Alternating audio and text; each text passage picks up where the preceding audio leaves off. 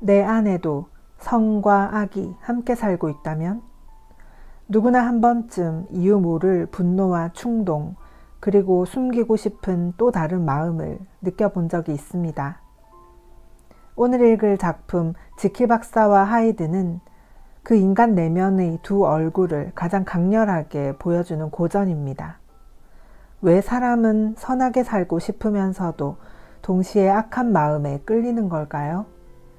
지금부터 한 남자의 이야기를 시작합니다. 어터슨 변호사는 무뚝뚝한 표정의 남자로 밝게 웃는 법이 없었다. 냉정하고 소심했으며 남들과 대화하는 것을 어색해했고 감정을 쉽게 드러내지 않았다. 마르고 키가 큰 데다 생기라고는 없어서 음울해 보였지만 왠지 모르게 정감이 가는 사람이었다. 친한 사람들과 함께 있을 때면 특히 와인이 입에 맞기라도 하면 인간미 같은 게 눈에서 흘러나왔다. 비록 말할 때는 드러나지 않더라도 저녁 식사 후 고요한 표정에서 그런 맛이 풍겨 나오곤 했는데 실은 일상생활 속 행동에서 더 자주, 더 뚜렷이 드러났다. 그는 자신에게 엄격했다. 혼자 있을 때는 와인을 마시고 싶은 욕구를 억누르고 진을 마셨다. 연극을 좋아했지만 20년 동안 극장 문턱을 넘어간 적이 없었다. 그러면서도 남에게는 관대하다고 정평이 나 있었다. 때때로 나쁜 짓을 저지르는 사람들의 팽팽한 정신적 긴장 상태를 보며 놀라워하다 못해 거의 부러워하는 듯 보였다. 극단적인 상황이 벌어져도 책망하기보다는 도와주고자 했다. 이따금씩 나는 카인의 이단적 성향이 마음에 끌려 형제가 자기 방식대로 악마에게 간다 해도 난 내버려 둘 걸세 라는 묘한 말을 하기도 했다. 성품이 이렇다 보니 그는 나락으로 치닫는 사람들에게 존경할 만한 마지막 지인으로 남거나 마지막으로 선한 영향을 끼치는 경우가 적지 않았다. 그런 사람들이 사무실로 찾아온다 한들 그의 태도에는 아무런 변화도 없었다. 물론 어터슨에게 이런 일은 그리 어렵지 않았을 것이다. 기분이 아주 좋을 때조차 감정을 잘 드러내지 않는 데다가 친구 관계에서도 누구에게나 호의를 베풀 만큼 너그러운 성격이었기 때문이다. 이런저런 계기로 만난 인연을 친구로 받아들이는 것이 겸손한 사람의 특징인데 어터슨 변호사가 바로 그랬다. 그의 친구들은 친척이거나 아니면 오래 알고 지낸 사람들이었다. 그에게 애정은 담쟁이 덩굴처럼 시간과 더불어 서서히 자라났을 뿐 상대방이 그럴 만한 사람임을 의미하진 않았다. 먼 친척이자 마을의 유명 인사인 리처드 앤필드와 친하게 지내는 것도 이러한 이유 때문이다. 두 사람이 서로에게 어떤 매력을 느끼고 둘의 공통 화제가 무엇인지는 많은 사람에게 수수께끼였다. 일요일에 산책하는 두 사람과 마주친 이들에 따르면 둘은 아무 말도 하지 않고 몹시 심심한 표정으로 걷다가 친구가 나타나기라도 하면 눈에 띄게 안도하며 큰 소리로 불러 맞이한다고 했다. 그럼에도 두 사람은 이 산책을 한 주의 가장 핵심적인 행사로 여겼다. 산책 시간을 지키기 위해서라면 다른 즐거운 일을 제쳐둘 뿐 아니라 사업상 필요한 일까지 내팽개칠 정도였다. 어느 날 두 사람은 평소와 다름없이 산책하다가 우연히 런던 번화가의 한 골목길에 들어섰다.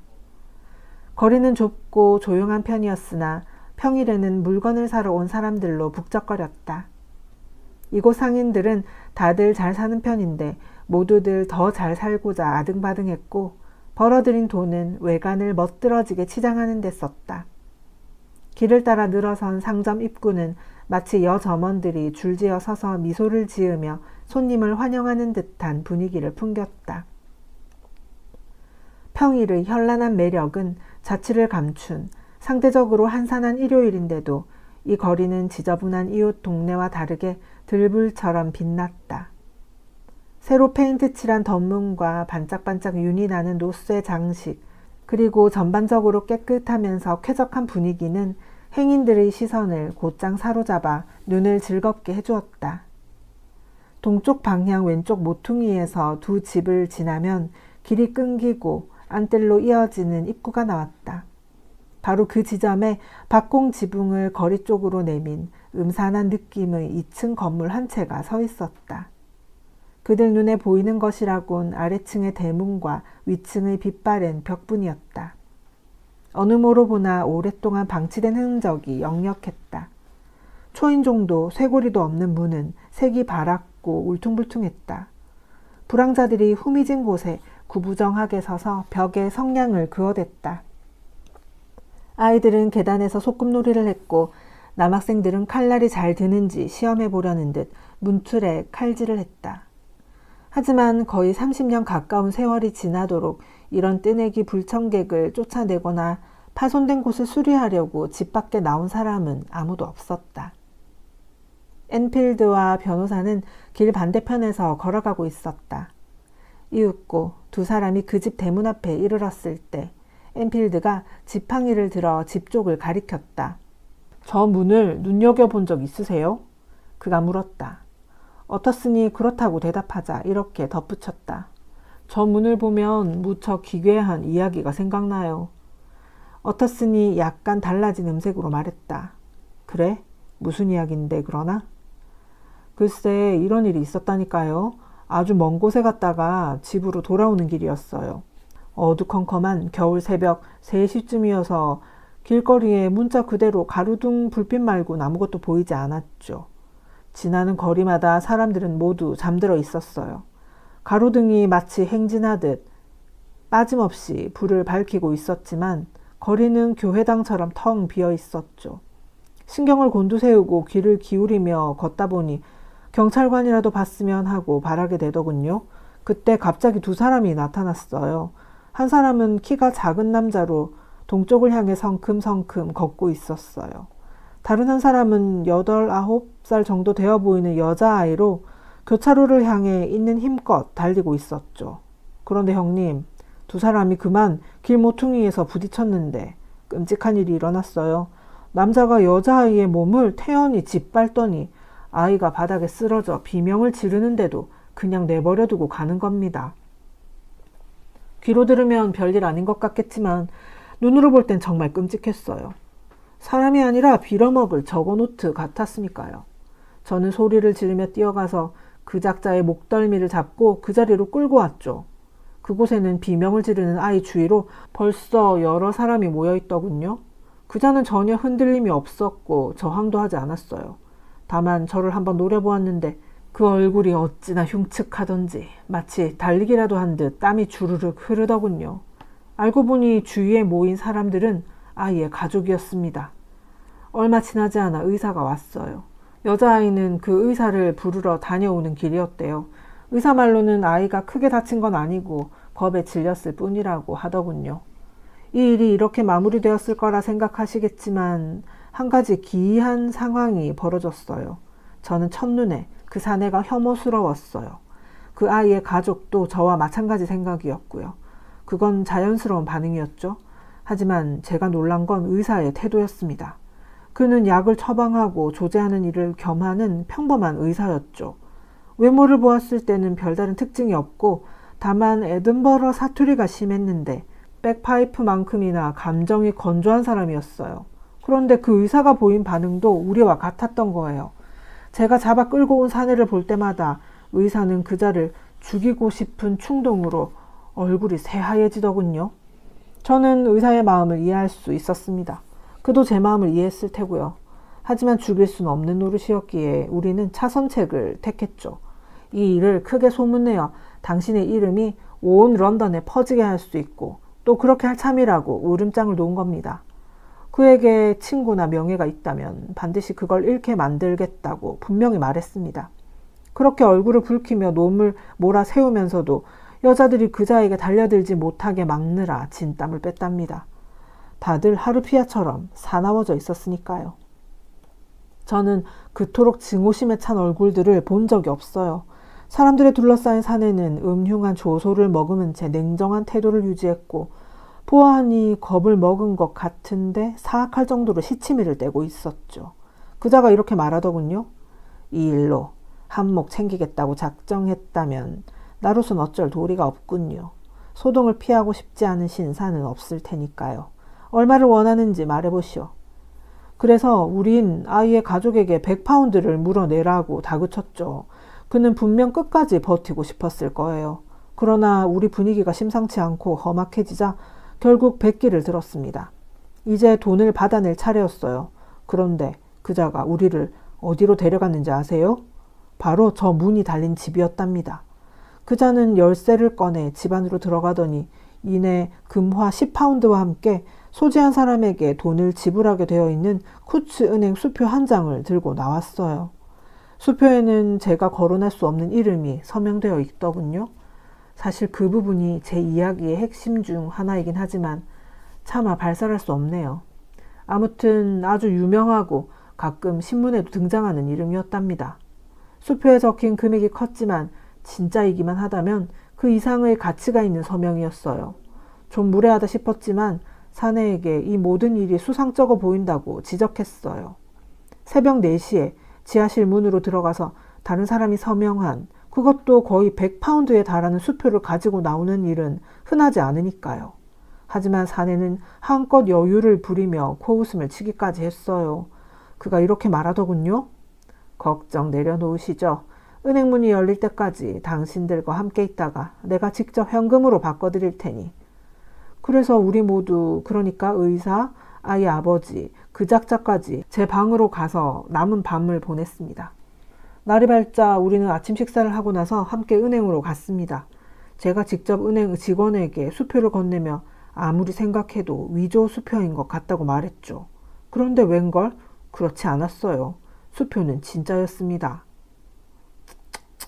어터스는 혀를 찼다. 엔필드가 말했다.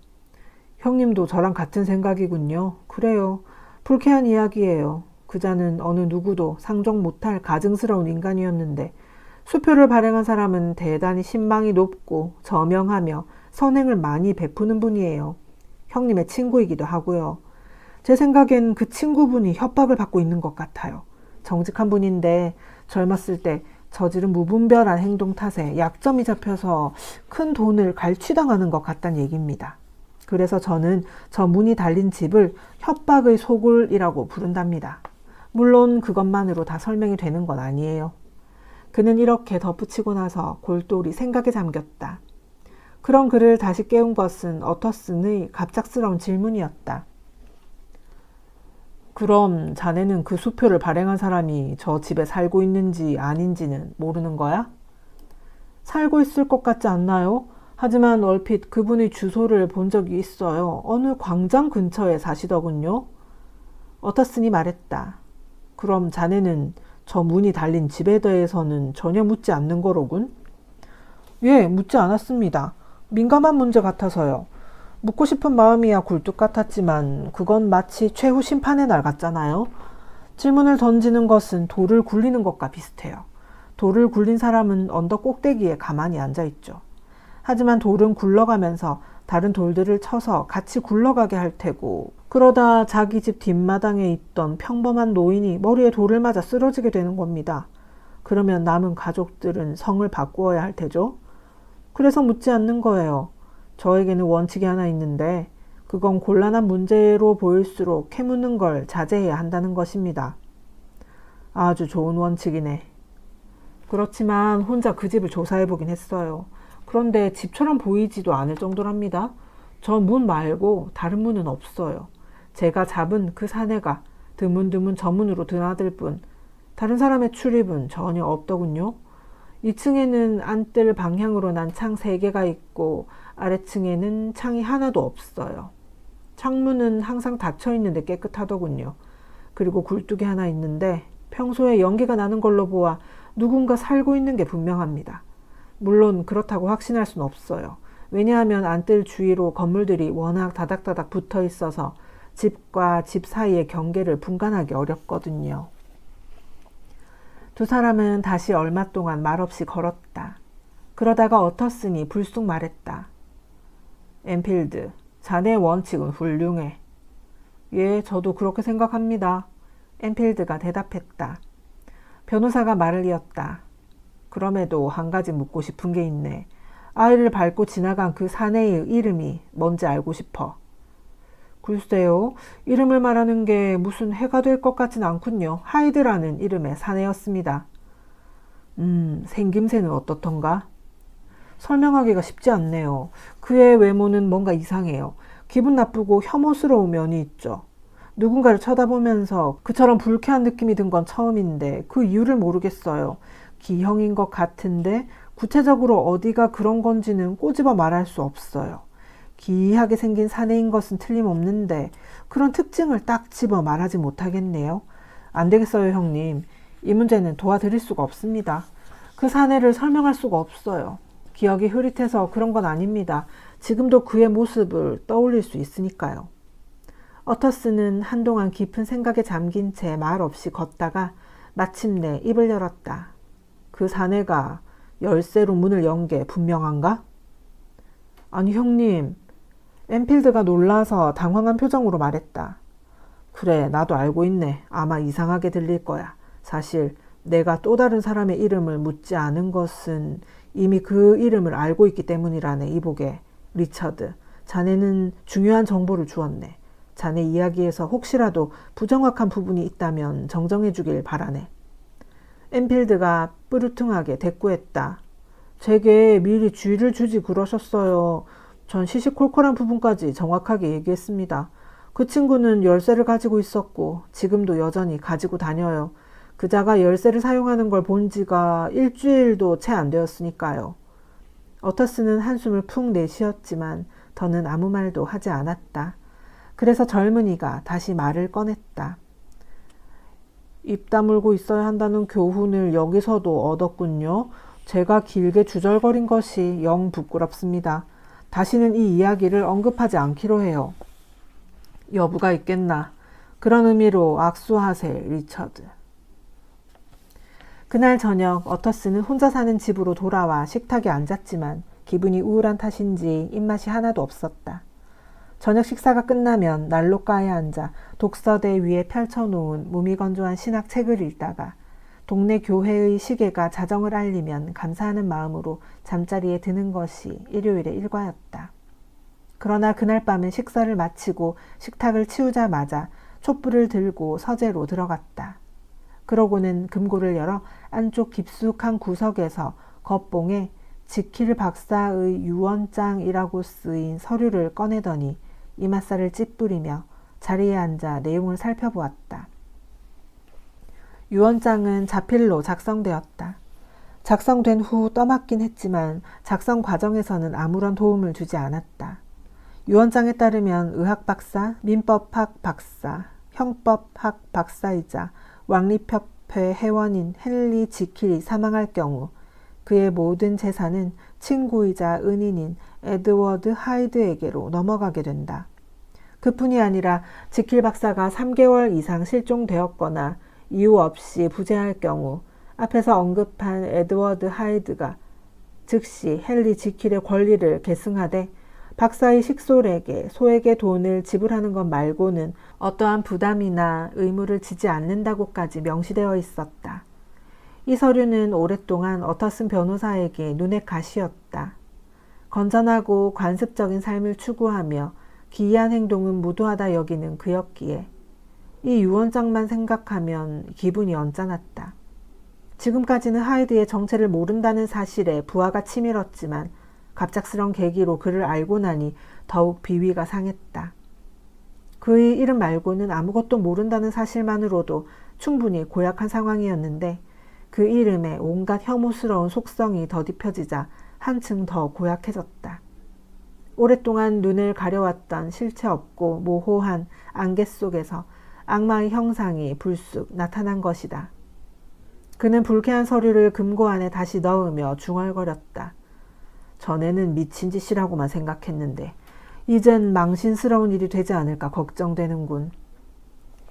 그러고는 촛불을 끄고 외투를 걸친 다음 의료시설이 밀집한 캐번디시 광장을 향해 걸음을 옮겼다. 거기에 친구이자 훌륭한 의사인 레니언 박사의 저택이 있었다. 그곳은 몰려드는 환자들로 늘 북적거렸다. 레니언이라면 뭔가 알고 있을 거야. 근엄한 표정의 집사가 그를 알아보고 반갑게 맞이한 후 지체 없이 식당으로 안내했다. 레니언 박사는 혼자서 와인을 마시고 있었다. 부스스한 머리카락은 나이보다 일찍 허옇게 샜고 얼굴빛은 불그레한 레니언 박사는 활기차고 건강하며 말쑥한 신사요, 호탕하고 결단력 있는 친구였다. 어터슨을 보자마자 그는 의자에서 벌떡 일어나 두 팔을 벌려 친구를 반겼다. 그의 싹싹한 태도는 어딘가 연기하는 것처럼 보이긴 했으나 실제로는 진실한 마음에서 우러나왔다. 두 사람은 고등학교와 대학교를 함께 다닌 오랜 친구이자 서로를 무척 존중하는 사이였다. 그렇다고 해서 반드시 막역한 사이가 되는 것은 아닐 테지만 어쨌든 둘은 함께 어울리는 것을 무척이나 좋아했다. 잡담을 나눈 뒤 변호사는 마음을 짓누르는 주제로 넘어갔다. 이보게 레니언, 헨리 지킬의 친구 중에서 가장 오랫동안 알고 지낸 둘을 꼽자면 자네와 나 아닐까? 레니언 박사가 싱긋 웃었다. 젊은 두 친구라면 좋으련만 자네 말대로 우리가 가장 오랜 친구일 거야. 그런데 왜? 요즘 그 친구를 거의 보지 못했어. 그래? 자네 둘은 공통의 관심사가 있는 줄 알았는데.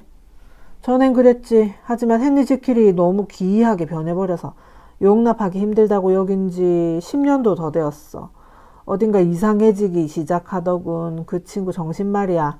물론 예정을 생각해서 그 친구에 대한 관심은 계속 가지고 있지만 아무튼 근래엔 그 친구를 거의 보지 못했다네. 갑자기 박사가 얼굴을 붉히며 덧붙였다. 별의별 비과학적인 허튼 소리를 해댄다면 제 아무리 다몬과 피디아스를 할지라도 사이가 틀어지게 될 거야. 박사가 이 정도로만 가볍게 화내는 것을 보면서 어터슨은 마음이 좀 편해졌다.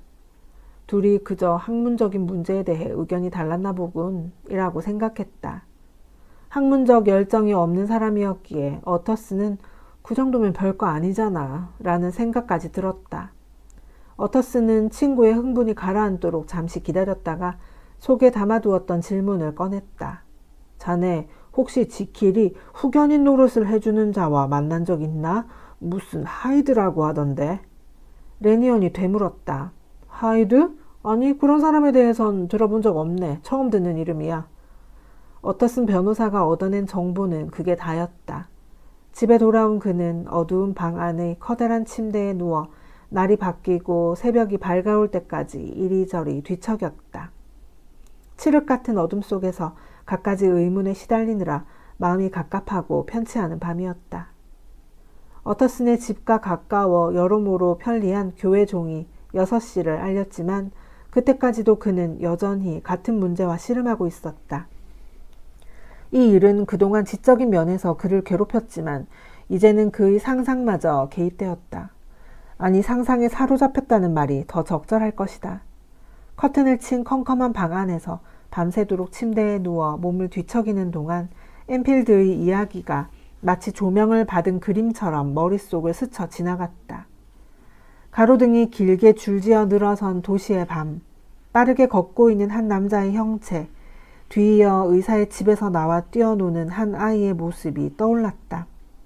이 둘이 서로 마주치고 인간 저고노트가 아이를 짓밟은 후 아이가 울부짖든 말든 개의치 않고 가버리는 장면이 눈앞에 나타났다. 그와 더불어 친구가 누워 잠든 부유한 저택의 방도 뇌리에 떠올랐다. 친구는 꿈을 꾸면서 미소를 짓고 있다. 그 순간 방문이 열리고 침대의 커튼이 획 젖혀지자 친구가 잠에서 깨어나는데 맙소사 그 옆에는 친구가 모든 권한을 넘겨준 인물이 서 있는 것 아닌가. 친구는 고요한 한밤중에도 일어나 그자의 명령에 따라야 한다. 이 두 장면 속 인물이 밤새 어터슨을 괴롭혔다. 잠깐 졸기라도 하면 어김없이 그자가 모두 잠든 집 사이사이로 슬그머니 돌아다니는 모습이 보였다. 그자는 점점 빠르게 급기야는 현기증이 날 정도로 빠르게 움직이면서 가로등을 밝힌 도시의 넓은 미로 사이를 돌아다녔으며 길 모퉁이를 돌 때마다 어린아이를 하나씩 짓밟고는 비명소리에도 아랑곳하지 않고 자리를 떴다. 그런데도 그 인물은 얼굴이 없어 누군지 알아볼 수 없었다. 꿈속에서조차 얼굴이 없거나 이따 해도 어터슨을 당황스럽게 만든 다음 눈앞에서 녹아내렸다. 이 시점에 이르자 진짜 하이드의 모습을 보고 싶다는 호기심이 강렬하게, 지나치다 싶을 만큼 강렬하게 생기더니 시시각각 커졌다. 어터슨은 그자를 한번 보기만 한다면 이 수수께끼는 가벼워질 것이고 어쩌면 말끔히 사라질지 모른다고 생각했다. 수수께끼처럼 기이한 일들도 잘 관찰하기만 하면 대체로 그러기 마련이다. 그자를 보게 되면 친구의 기이한 애정 또는 압박감의 이유를, 더 나아가 유언장에 이상한 조항을 넣은 이유까지도 알 수 있을 것 같았다. 아무튼 눈꽃만큼의 동정심도 없는 사람의 얼굴, 그저 보는 것만으로도 무덤덤한 앤필드의 마음속에 끊임없는 증오심을 불러일으킨 얼굴이라면 한번 봐둘 필요가 있지 않겠는가. 그때부터 어터슨은 상점이 늘어선 골목길의 그 집 문 근처를 자주 찾아갔다. 아침에 출근하기 전에도, 업무는 많고 시간은 별로 없는 정오에도, 안개 자욱한 달밤에도 그곳을 찾아갔다.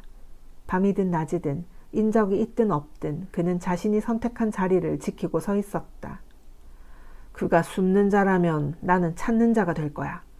어터슨은 이렇게 다짐했다. 마침내 그의 인내심이 보답을 받았다. 맑고 청명한 밤, 서리가 내려 공기는 차가웠고 거리는 무도회장 바닥처럼 깨끗했다. 바람이 불지 않아 흔들림 없는 가로등이 만든 빛과 그림자가 일정한 모양을 이루며 뻗어나갔다. 10시가 되어 상점이 모두 문을 닫자 골목길은 인적이 끊겼다. 사방에서 낮게 으르렁거리는 런던의 소음 속에서도 그곳은 사뭇 고요했다. 조그마한 소리도 멀리 퍼져나가기에 집 안에서 나는 소리들이 길 반대편에서도 또렷이 들렸고 행인의 발소리도 그 주인의 모습을 드러내기 한참 전부터 들려왔다. 자리를 잡고 선 지 몇 분이 채 지나지 않았을 때 어터슨은 이상하리만큼 가벼운 발소리가 다가오고 있음을 알아차렸다. 한동안 밤에 망을 서다 보니 혼자 걸어오는 사람의 발소리가 내는 기묘한 효과에 제법 익숙해져 있었다. 아주 먼 거리에서 날 때도 그 소리는 웅웅거리고 덜거덕거리는 도시의 소음을 뚫고 갑자기 튀어나와 또렷해지곤 했다. 그렇긴 하지만 지금처럼 한껏 예민해져 숨죽였던 적은 한 번도 없었다. 그는 미신에 사로잡힌 듯 성공하리라는 예감을 강렬하게 느끼며 공터 입구 쪽으로 물러섰다. 발소리는 빠르게 가까워졌고 길모퉁이를 돌자 갑자기 커졌다. 입구에 서서 앞을 응시하고 있던 변호사는 곧바로 자신이 상대해야 할 사내가 어떤 인간인지 알아차렸다. 그는 몸집이 작았으며 매우 수수한 옷을 입고 있었는데 어찌된 일인지 멀리서만 봐도 거부감이 일었다. 그자는 시간을 아끼려는 듯 길을 가로질러 곧장 문 쪽으로 갔다. 문에 이르자 그는 마치 자기 집에 온 것처럼 호주머니에서 열쇠를 꺼냈다. 어터슨은 구석에서 걸어나와 그의 어깨를 툭 건드렸다.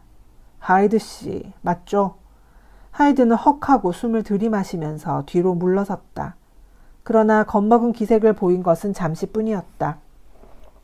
그는 변호사의 얼굴을 쳐다보지도 않고서 차갑게 대답했다. 하이드 맞습니다. 원하는 게 뭐요? 집에 들어가는 길이로군요. 저는 지킬 박사의 오랜 친구로 곤트가에 사는 어터슨이라고 합니다. 제 이름은 아마 들어보셨을 겁니다. 아무튼 이렇게 만났으니 집에 같이 들어가도 될까요? 지킬 박사는 못 만날 겁니다. 지금 집에 없소. 뭐가 묻어있기라도 한 듯 하이드가 열쇠를 후후 불며 대꾸했다. 그러더니 여전히 얼굴을 들지 않은 채 불쑥 물었다. 날 어떻게 한 겁니까? 어터슨이 말했다. 부탁 하나 들어주시겠소? 기꺼이 들어드리죠. 원하는 게 뭡니까? 얼굴을 좀 보여주겠소? 하이드는 망설이는 것 같았다.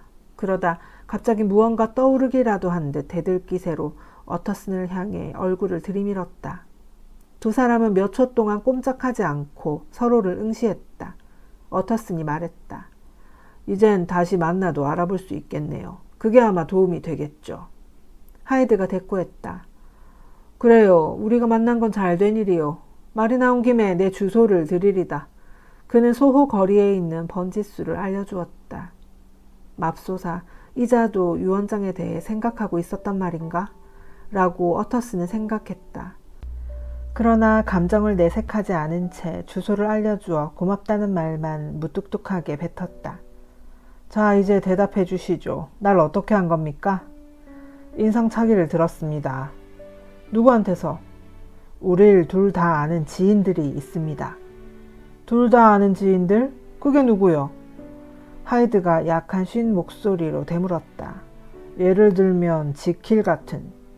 그 사람은 당신에게 얘기한 적이 없어. 거짓말은 하지 않을 것 같더니. 하이드는 벌컥 화를 내며 소리쳤다. 이보시오. 말이 지나치군요. 어터슨이 말했다. 하이드는 야수처럼 으르렁거리며 사납게 웃는가 싶더니 놀랍도록 빠르게 문을 열고 집 안으로 사라져버렸다.